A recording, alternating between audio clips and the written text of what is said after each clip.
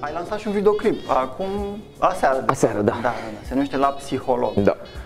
Îți spuneam și înainte, pe mine m-a pus așa pe gânduri, e ceva acolo, mă intrigă felul în care l-ai făcut. Spune-mi care a fost ideea din spate. La un moment dat au venit niște băieți de la MC Pătrat, MC2 Film, foarte, foarte tari și ca oameni și profesional vorbind sau profesionist vorbind. În fine, ideea e că ei au zis, băi, uite, am văzut că ai aniversarea asta de 5 ani, nu vrei să facem noi un clip la o piesă?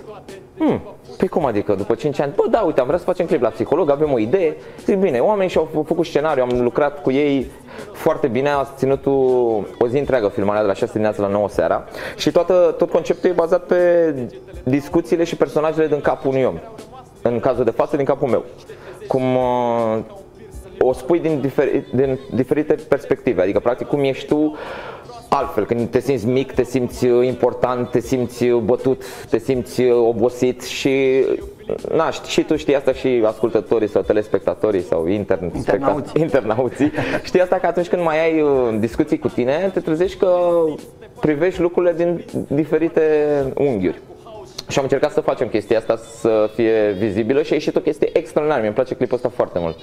A ieșit și plus că nu cred că s-a mai făcut la noi așa ceva sau un clip la o piesă după 5 ani, adică mi se pare tare asta, să poți să pui în valoare piese mai vechi. Și asta e o chestie care vreau să fac de acum, dacă mai am posibilitatea să dau o viață vizuală într-un fel unor piese mai vechi, clar o să fac asta, mi se pare tare că readuci cumva tot vibe-ul de atunci, știi? Dar cumva o pui în perspectiva nouă și într-o perspectivă nouă și omul, cine lucrează din spatele camerei de filmat, practic el își aduce aportul lui și este o chestie mișto, este un mix frumos, un tort frumos. Auzim chiar acum pe fundal. Aud și eu, da.